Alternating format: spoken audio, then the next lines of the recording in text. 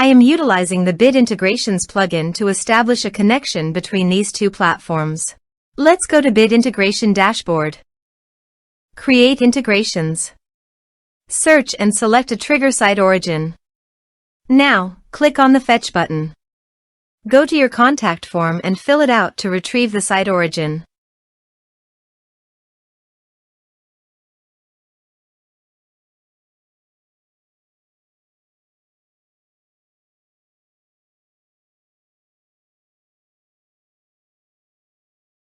Go back to your integration site. Here you can see that it has been successfully fetched. Set action. Search and select an action. WooCommerce. Connect. Next. Select a module. I will create a customer, so I am choosing to create customer. Map the respective fields. Here are advanced features in conditional logic. If you want, you can use it for your own requirement. Click on Next. Finish and save it.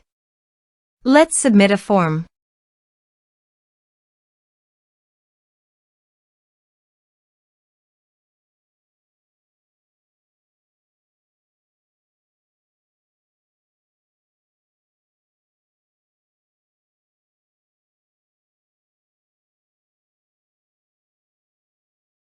Submit the form.